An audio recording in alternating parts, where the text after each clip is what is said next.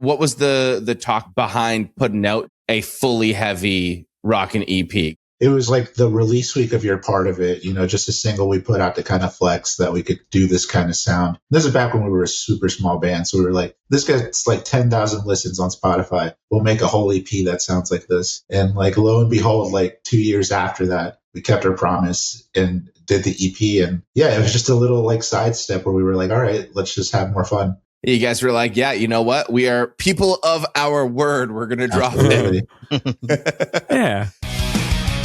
You're listening to OurSpace with Matt Batisse. Thanks for listening to another episode of OurSpace with Matt Batisse. Remember to rate and review the show if you're listening on Apple or Spotify, and subscribe if you're watching this episode on YouTube. I'm really excited for this episode today because we are joined by a band that I've been listening to and a fan of for quite some time, and have kind of been watching along the sidelines as this band is grown and developed and everything, right? And gained so much popularity as well. Joined by Ben Quad. Thank you so much, guys, for coming on the show. Absolutely. Thank you for having us. Thanks for having us. Wisher is out now. It's the latest record, just released. And you guys are going on a headline tour this spring with Riley, Aren't We Amphibians, and Football Head, two of which have already been on the podcast. So if you're listening to this, go back and listen to those episodes later as well. And get your tickets to catch Ben Quad on this headline tour as well. What's it been like so far since Wisher has come out for you guys? Like, what type of response have you seen immediately?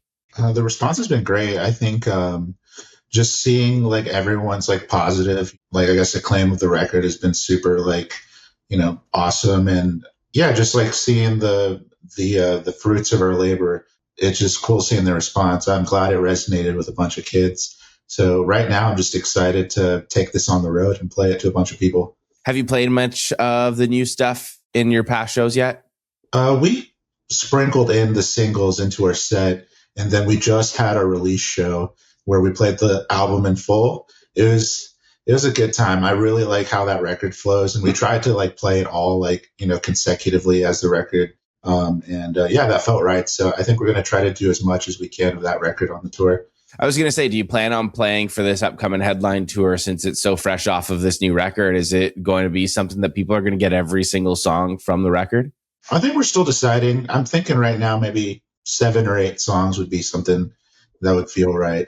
A solid portion. Yeah. And then maybe I think some of the ones we might not do are just some of the ones we have features on, and then maybe save those for those special moments where those features can happen. Yeah, that's really sweet. You've got a couple of really awesome features on this record as well. So funny enough, I've found out about you guys when you guys opened up for Hot Mulligan, I think like 3 years ago.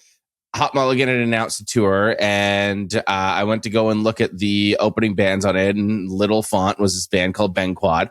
And I went, oh, who's that? I haven't heard of them before. And then later that day, I'm driving to work, and I open up Spotify, and your record is right there being recommended to me on Spotify. And I'm like, all right, let's give them a listen. These guys are sick. So I've kind of been following along from that first record to now. And I know that you guys know that there's been some discourse on the sound since the early stuff to this record, and even with your EP that you came out with last year. I mean, you kind of crack a joke at it by playing the voicemail on this record as well. I'm kind of curious where your head is at about that discourse with your sound, and I guess the evolution of it or any of that. I don't think the discourse is really even that loud. It's kind of cool to see, honestly, that there is a little bit of discourse.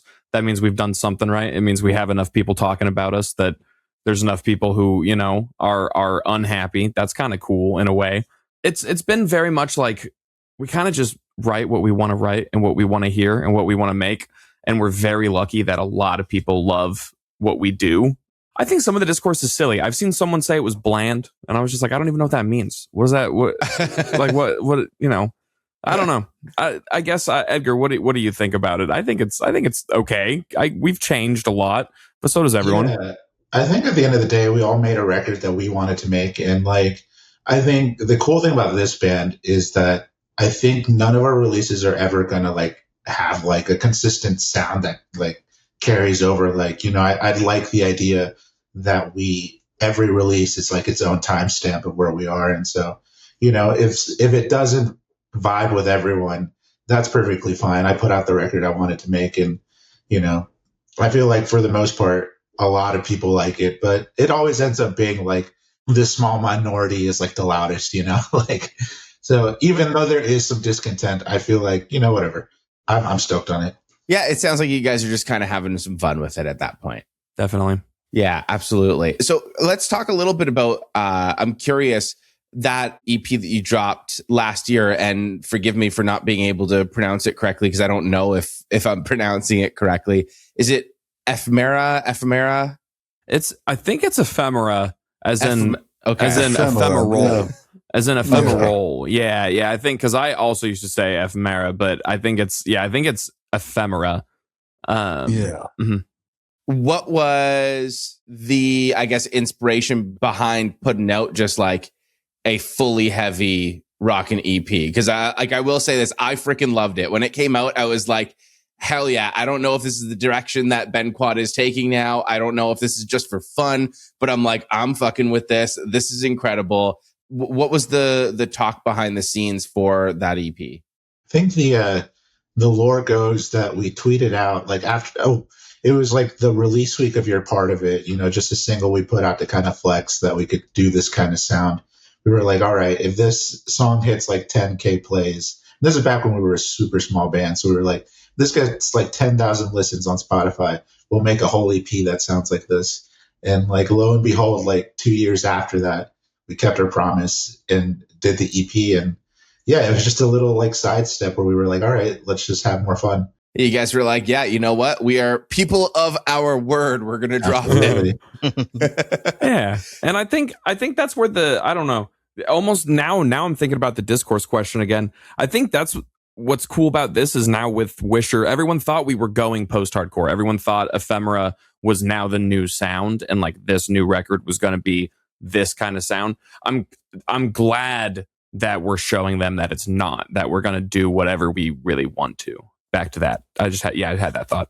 Yeah. And I mean, actually, I'm glad that you had said that as well, because the sound is kind of switched up in some sense, but I feel like, you can hear the evolution of your band from your first project to now into Wisher.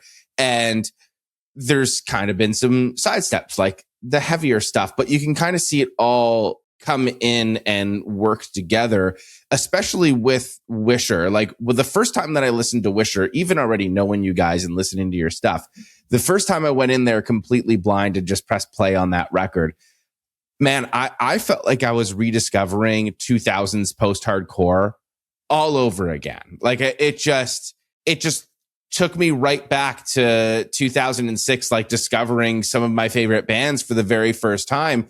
And I was like, whoa, I haven't felt this way in a very long time, pressing play on a record.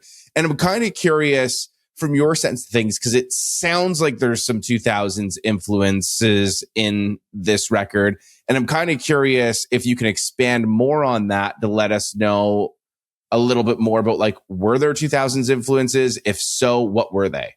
Yeah, there was definitely a lot of like 2000s third wave emo stuff. Like, I think this record, you kind of put it together. It was like, it's like a culmination of all of our sounds, together, plus like extra like influence. And a lot of that was that like post-hardcore sound. So I know specifically like me and Isaac, like super, like we're into stuff like Underoath and like Seosin and stuff like that. And then, the rest of the guys too, just, we all kind of like grew up on like that early 2000s stuff. And so, yeah, a lot of those songs are like direct homage, like Painless has like a super big, like Taking Back Sunday, like kind of like call and response type vocals. I think, with the synth and stuff, I think a lot of that was heavily influenced by like Motion City. With Painless as well, that first verse, someone brought it to my attention. I didn't pick up on it at first, but it sounds very similar to Ohio is for Lovers. And I'm curious if that was intentional.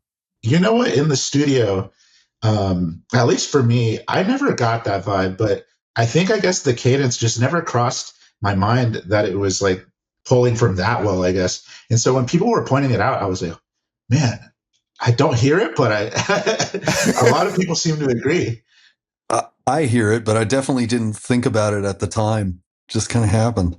one of those things that, like, I guess people pointed out. And do you hear it now though, Edgar? Like, now that everyone's pointed it out, do you listen back and go, oh yeah, I can kind of hear it? Yeah, now that I've like, looked at both of them side by side, I hear like the cadence, how they're similar, and so I'm like, all right, even though it wasn't intentional, I definitely hear it. Yeah. Yeah, I think it's hard in that key. I think that is one of those things where it's just like in that key, dancing around. Also, it was the first time again, just not even thinking about it, the whole whispery vocals, it just sounded better in that key with that kind of vocal. And it's like, oh, that is basically the same thing, isn't it? It's the same idea. But hey, I think stuff like that happens all the time. That song is already 2 decades old, so I think it's one of those. And and I'm sure that song sounds like a song before it kind of vibe. There's only however many notes. But I don't think it was intentional. Edgar, you never brought it up, and hearing it when Edgar showed that melody, I never heard it the first time either. It's kind of funny who hears it and who doesn't. I did not hear it the first couple of times that I listened to it. I was listening to the record the day it came out, and Painless was one of those songs that stuck out the most to me. Threw that up on my Instagram story. And then I had someone message me say, I love this song, especially because it sounds like they sampled the first verse of Ohio is for Lovers. And I was like, did they? I got to go back and listen to it and kind of like listen for it. And when I listened for it, now every time I hear it, and I can't unhear it. It is probably going to be like one of those for a while, like a misheard lyric or that kind of thing. Yeah. Something that like, hey, you know what? Like you said, there's only so many notes that you can possibly do. And I mean, it happens with every single band, right? I think every single person has even been trying to play guitar, write a song, and then go, oh, well, this sounds like this other song that, already exists. But I think it's cool. It sounds like there's some nods to the 2000s throughout it. Oh, yeah. Was there anything that you did in there that was intentional? As far as like homages go, like I mentioned the TBS back and forth, and then the synth stuff, and then specifically like related to like post-hardcore. I don't know, just like song structures. I feel like we really locked in like that kind of like, and this is more of like just general like pop songwriting. It's like, which a lot of those like, post-hardcore bands used. I think we definitely leaned into that like structure, like more just like trying to write like pop sensible riffs and like chord progressions. And so definitely like leaned into that era a lot more, because I feel like a lot of our older songs like kind of like riff salad at some points. And so I think we really locked in for this time around. What did you do that was different this time around compared to your older stuff that really, I guess, locked in the sound? As far as like, just the songwriting, I feel like, we leaned into like the catchy hooks, like definitely just tried to make like, I guess, earworms, and tried to make melodies and stuff that we were like, all right, this sounds fucking good. And like, it would be like a radio hit or something, following standard conventions, like the greats, like Third Eye Blind, and Goo Goo Dolls, or like, whatever. They all use like a standard formula. And like a lot of people tend to stray away from that. It's like, this is overused and stuff. But like, as far as like some of those conventions goes, I feel like when used in like moderation, I think they're like super useful tools. So we just went back to like the roots, One thing I think that was different was we wrote more of the album, I think, in the studio. We pretty much had the instrumentals locked in, but we changed them a fair amount in the studio. And we really worked on our songwriting in the studio more than we usually do. Yeah, there's a lot of workshopping for sure. Were there other, I guess, voices outside of the band that influenced it this time around? Yeah, one really loud one. Yeah.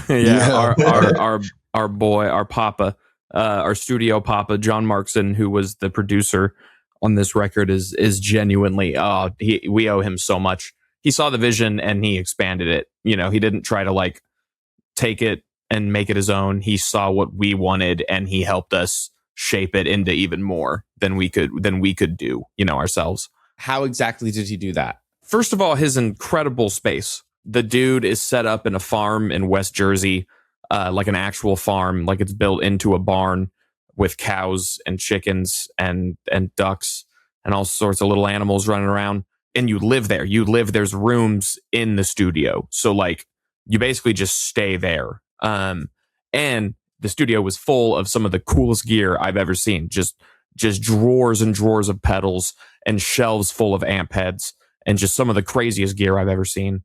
So that's where we get so much of the auxiliary sounds in the record are just random props, his vibra slap, his sleigh bells, just random stuff we kind of had littered around the studio. And then he's also a creative genius. He's also just a mastermind. Like I said, he sees the vision and he knows how to help you expand it. He's just like a really good producer that he'll see a vision, and I feel like sometimes you run into like that wall in the studio where you'll just throw away ideas. He'll be the person that's like, no, let's chase after this for like an hour. It was really reassuring to have someone in that room that was like, he saw like that vision, like Sam said, just like drove it home. And so sometimes the end result was a lot different than what we were expecting, but we needed that person to be like, hey, like keep going at it, like instead of just throwing this away. Because it's a good idea. We just need to like chip away a little, Yeah, it sounds like you guys really put yourself into like the perfect environment to be fully creative and write the best possible Ben Quad record for this record. Yeah, definitely. With this record and with this environment, what was the toughest song still to get done? I feel like I remember Sheboygan being the hardest one, just because lyrically that was like the last one we finished. And like, I think I've been telling people that this story, it's like that one was hard because lyrically it's just a very like vulnerable like love song. Just like that was a place I think lyrically we hadn't like gone yet, just being like super like lovey-dovey like vulnerable lyrics. And so there's like that wall I think that a lot of musicians have of like being too like honest and like that worry that you might come across as cringe. And so I think with that one, it was like one of those things where we had 2 days left and we were just like, fuck it. Let's just completely lean on making this a love song. And once we did that, once we committed to that, I feel like everything just flowed so naturally. Like, I think some of my favorite just like melodies on the record are on that song. And I think it came about just because we just let go and decided to just be honest with like the lyrics, What part of you was worried that there'd be cringe? Was it the fact that it was a love song, or was there something else? Honestly, it's kind of hard to like put into words, but I feel like sometimes when you're writing like about certain topics, at least I feel this way, word choices or like how you like, kind of like, yeah, just like approach the lyrics. Like you're like, am I being poetic enough? Or is this too like straightforward lyrics? The chorus for Sheboygan is super straightforward and direct. And so we were messing around trying to make it like use as much prose as possible. But then we were like, what if we just like really just made it straightforward and just made it super honest, like hard on sleeve lyrics? I think that was the hurdle we finally win over. It's just like, let's just be honest in the songwriting. I think that was specifically the hard part about that song, I think. And you just got over that by saying, hey, let's just be honest. And how do you feel like that actually turned out when it comes to fans? I've seen a lot of positive feedback on that song. I mean, I love the song. Does it make you feel better getting that feedback and like people loving the song rather than saying that it's cringe? I think anytime I see like a song of ours resonate with like the fans, I'm like, that's what it's all about. Like, I'm glad people like it and I'm glad people fuck with it. And, like, I think this goes back to like the first topic we were talking about. It's like, sometimes, people like are like, oh, this is too like direct. And it's like, you know what? At the end of the day, I walked out of that studio feeling good about it. So that's all I really like wanted out of that experience is like, yeah, I feel good about this. And a large number of people, also really enjoy it. So that's all I can ask for. Watch out for the cringe quad next though, because I'm going to convince Edgar that we should just write an EP of just pure mom jeans trash style, just the cringiest lyrics I can think of. People love that stuff. It's awesome. It's good stuff. I'm a fan of that stuff. Yeah. I love that stuff. So, oh yeah, it is. People pretend that it's like, oh, that stuff's bad. Nah, dog. We all know. I bet you, I put that song on. We all know the words. You know what I mean? The worse, the better. That's my opinion. It's like, that's the whole thing about emo music in general. If it's too good and too polished and produced, it sucks.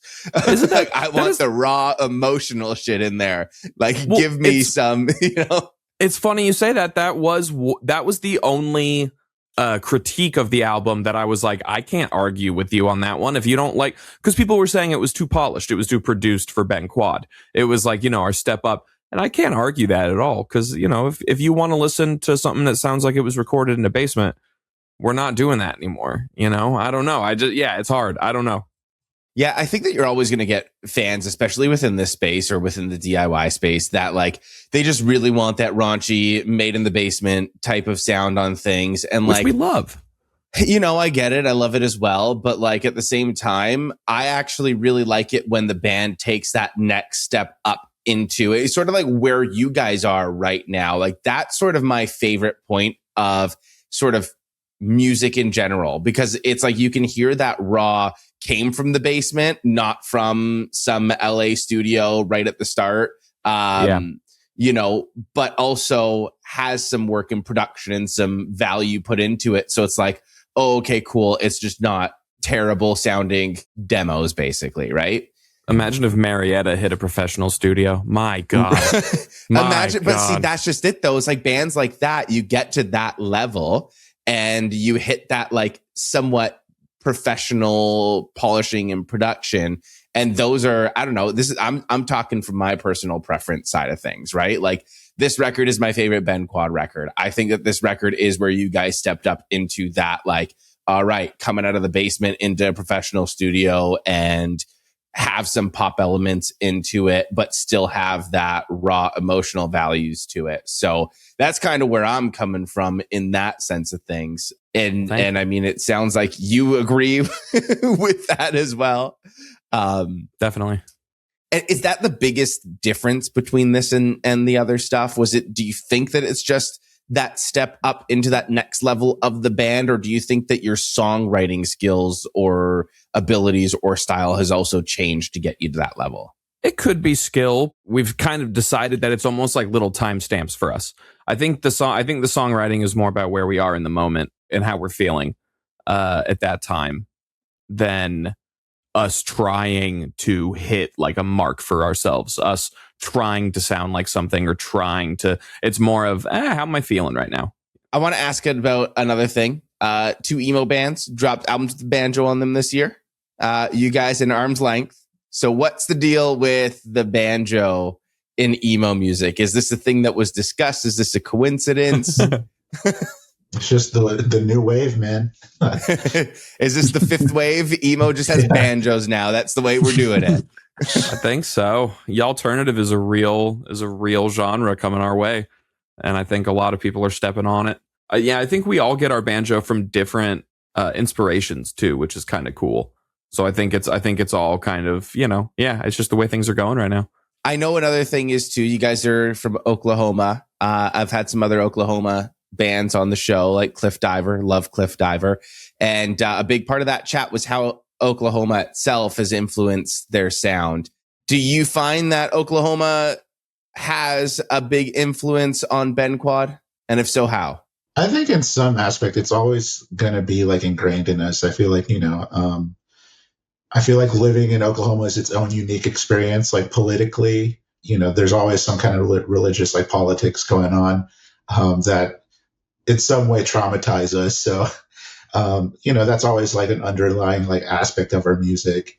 That's where the post-hardcore.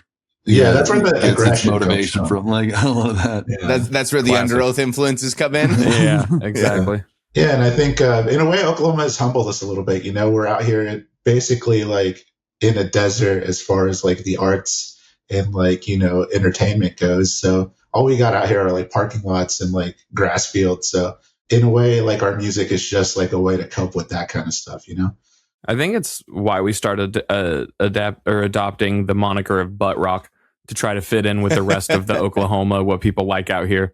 So it was like, okay, if we just say we're butt rock, people might give us a chance.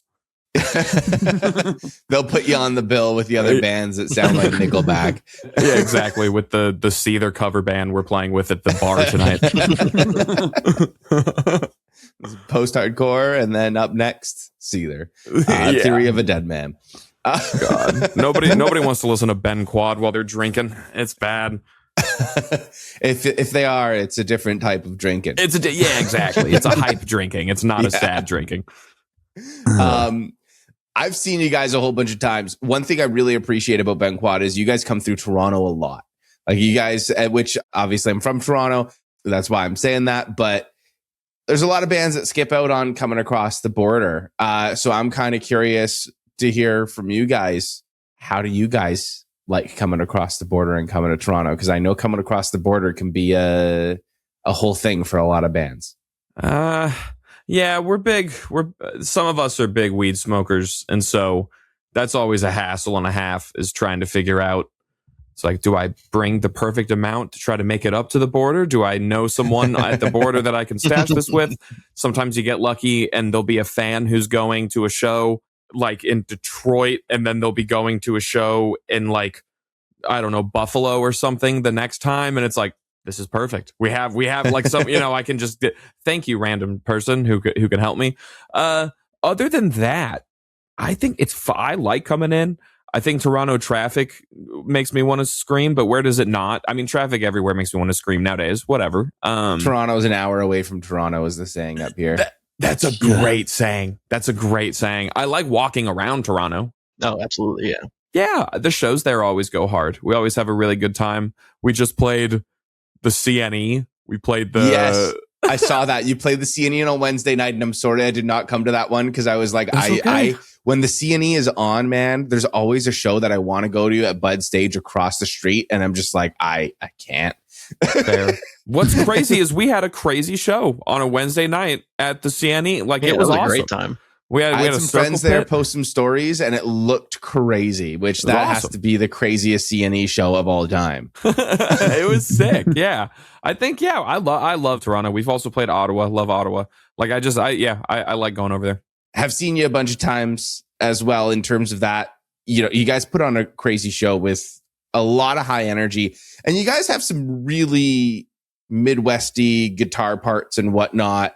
How difficult is it to play the Midwesty stuff and keep up all of that energy on stage? Because, man, like, that is impressive. I've never seen a band put so much energy into. Usually, you have a guitar solo and the guy's just standing there, like, concentrating, but you're just like jumping up and down, singing with the crowd, like shredding at the same time.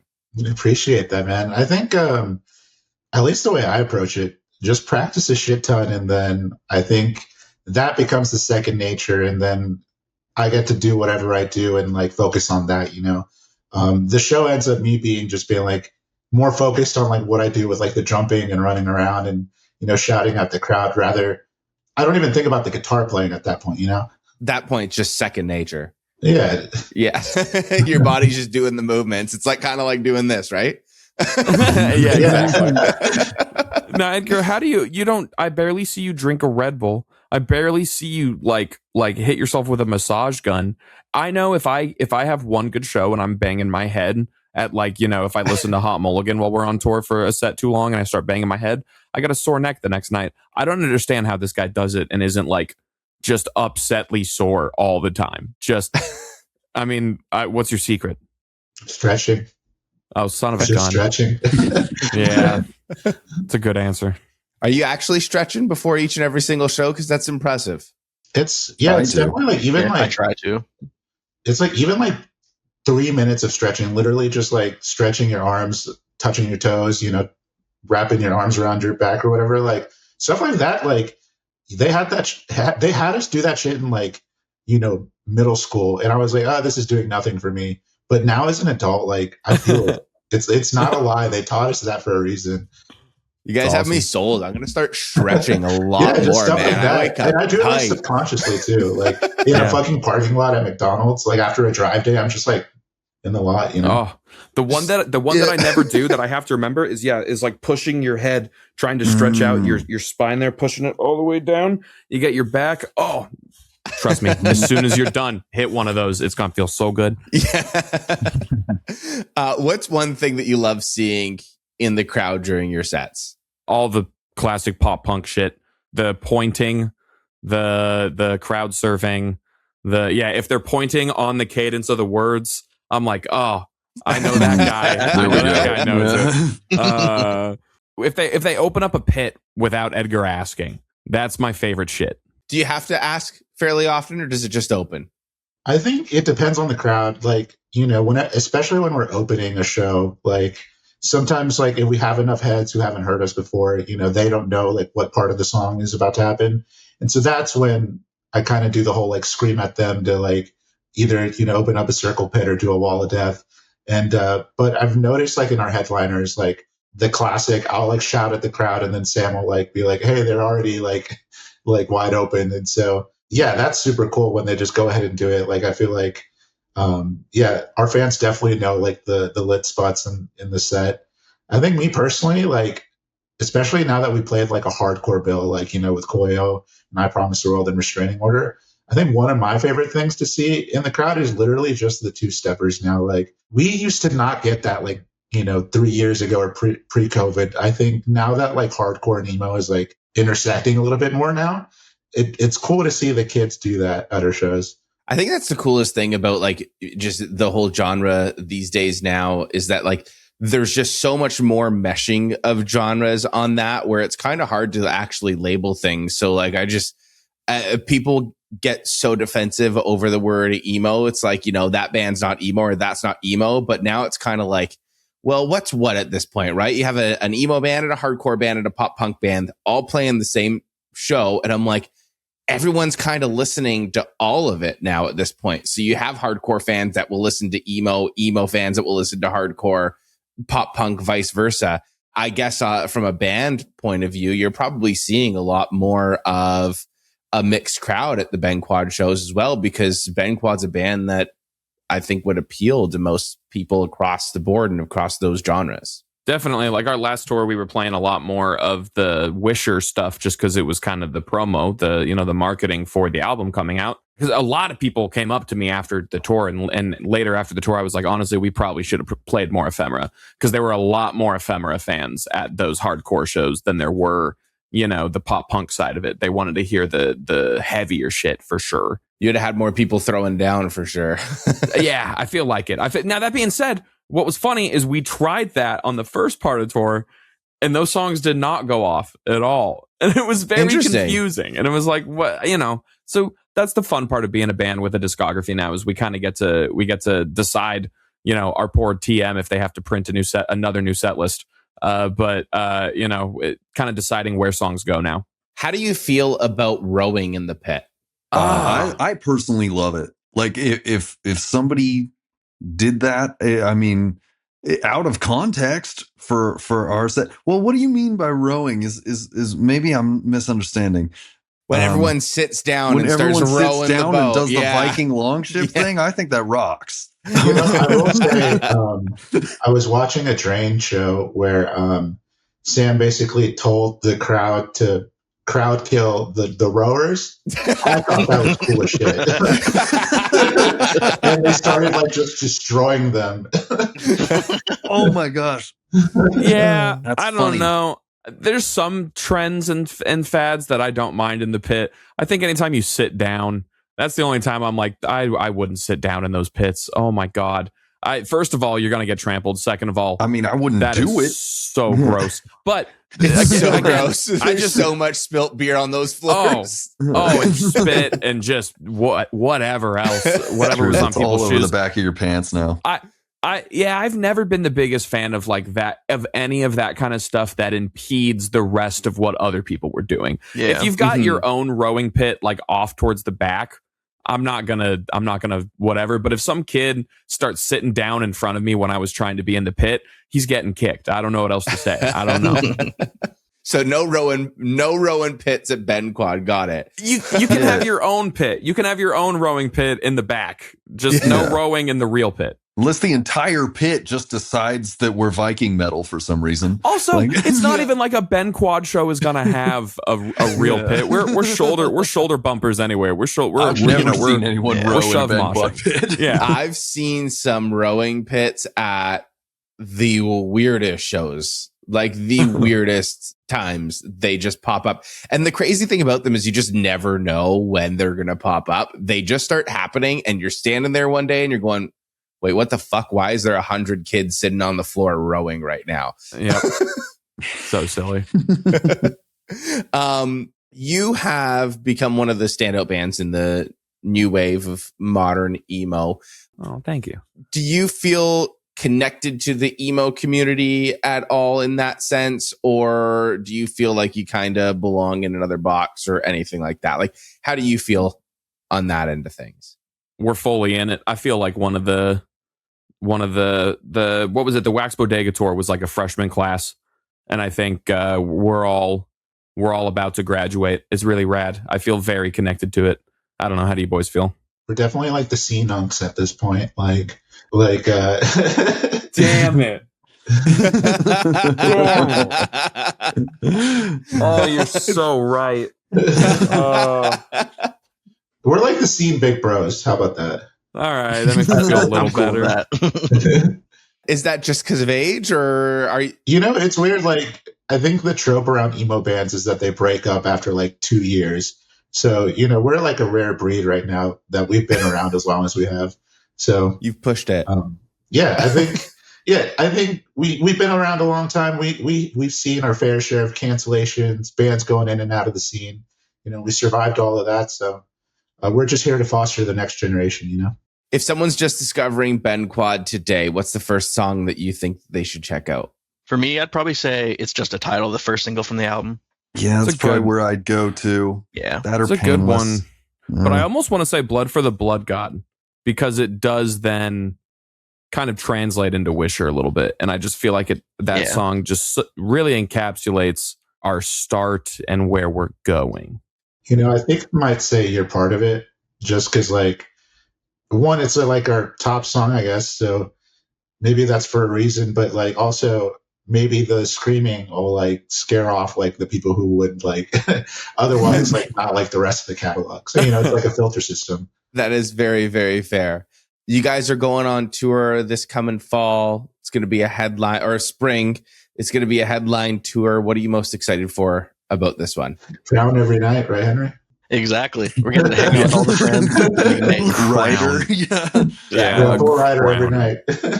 I'm just excited to see who comes out and what they're doing. Yeah. I'm curious. I think we curated an incredible lineup that kind of like is the scene right now. Like is like kind of the sounds of the scene right now. At least what I hope. A lot of the sounds of, a majority of the scene at least. And I'm really excited to see how well it does. Like, I think that's what I'm excited for. No matter if it does well or if it does poorly, like, because I think that I love seeing where we're at. And numbers on the internet can mean all sorts of things, and they can get skewed in all sorts of ways. I think playing live shows and seeing who shows up and how excited those people are is the real way to gauge where we're at. And I'm very excited to see where we're at after this album. Is that like real measurement for you? Like seeing how many people are coming out to the shows and engaging with the songs? I think for us, yeah. And I ask, or at least for me, I shouldn't have said for us. At least for me and Isaac, because how many times I always ask every show who's seen us before and who hasn't seen us.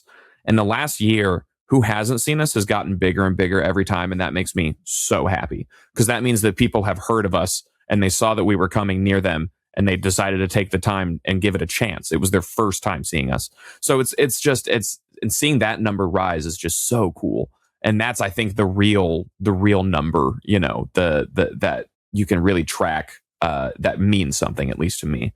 Yeah, especially if there's a lot of people that are coming out for the first time. That means that they might have just discovered Ben Quad and thought, hey, I really like this band. Let's go and see them. Whereas, it's nice. I'm sure it's nice to have the long-term fans and the day ones there, but the day ones, there's only so many of them, right? So seeing so many new people and faces, that's just telling you, hey, Becky could have found Ben Quad yesterday and thought, oh, these guys are sick. Let's go and see them. They're here next week. Yeah, sick enough to spend money and go see them.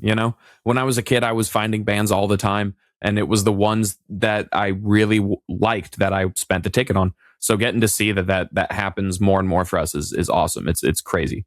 I'm not sure how old you guys are from your end of things, because I know you're a bit of a newer band. So sometimes I just never know and can tell from age of things. But I'm 34, and I always remember growing up in like the LimeWire era, where if you were kind of dipping your feet into the waters, that's where you would kind of steal the music. And then if you really liked the song or the band, then that's when you would go and buy it. It was kind of like almost like sampling, right? You'd like download a song, be like, all right, who's Ben Quad? Let's download their song and listen to them once. I guess it's kind of like the Spotify or the YouTube, and then being like, oh man, these guys are awesome. All right, I'll go and I'll buy the record and I'll buy the concert ticket. So I feel like when you're actually spending money on a band, like I think that is a great way of looking at like who's worth spending money on, right? For sure. Yeah, very comparable to that. So with that being said, to you watching on YouTube or listening on Spotify or Apple Music, go ahead and check out their album. If you like it, buy the vinyl, buy the concert tickets for Ben Quad's upcoming fall tour. Thank you so much, guys, for coming on the show. Before we wrap up, one question that we end the show with each and every single time, as this podcast was built to grow the scene and discover new, awesome, cool bands and artists. What up-and-coming artists are you listening to right now that you think more people should listen to as well? I guess I'll go first since I just name dropped these bands today. But Kerosene Heights put out one of my favorite records this year. I think they're part of that new wave of band. They're in the position we were 2.5 years ago when we dropped that first record. So it's really cool to see a band in that position. I might be stealing. I won't steal all the bands. Another band that they've been getting a lot of acclaim, so they may not necessarily need the shout out from us. But there's this band called First Day Back that put out probably my favorite record of the year, and it's a good return to form. I think when I was getting into this genre, 90s emo was my shit, and so that's the kind of stuff that is really inspiring to me. So shout out to them. I would say funny enough, our tour package, Aren't We Amphibians? Incredible record. Football Head is releasing new music as well, which has just been slapping. It's been so good. And of course, our friends in Riley. I always shout them out any chance I get. Those are the OGs. Single. It's great. Yeah. I know they haven't had a record, but I'm trying to think if there was one other. Henry, what underground or what other artist have you been listening? I would say a band from Oklahoma City, actually, is a band called Honor Choir. And the band that I love a lot is just anything Blink-182, Boxcar Racer, anything related to that. And they sound really like Boxcar Racer. And so their new EP coming out in the next, I think month or two, I'm really excited for that. It sounds great. And sorry, what's the band name? Honor Choir. And check out Red Suns too. We talked about, or I don't know if we did talk about Red Sun. I don't think we talked about Red Sun. Yeah, yeah. But they just put out a single as well. They're awesome as well. Yep. Incredible stuff. Yeah. What about you, Isaac? Oh, I actually have been listening a lot to this band called Mini Trees, and they're more just pure indie. But I saw them in Texas on tour. We were at Paper Tiger, and they were playing in the other room, and they were super solid and just very melodic, pretty chill, really well executed indie music and well written. So yeah, that's what I've been jamming a lot. And then they, once again, they probably don't need help from us. I think they're a little bigger than we are right now, but our tour mates on the last tour, I Promise the World, are doing crazy stuff. Yeah, I'm actually wearing. Nice. No, we got a lot of I Promise the World going. Writing is crazy, guys. I love that. Awesome. Yeah, they're a killer, post-hardcore screamo band right now. Incredible. Well, I hope that everyone goes and checks out at least some of these recommendations and goes to stream Wisher, go and buy the record, and go and get your tickets to see Ben Quad on tour once again this coming spring. And remember to subscribe to the show if you're listening on Spotify or Apple, and subscribe to the YouTube channel as well. Thanks so much again for doing this, guys. Thank you. Thanks for having us. Thank you for listening to OurSpace with Matt Batiste. If you enjoyed yourself, please support the show by subscribing and leaving a review.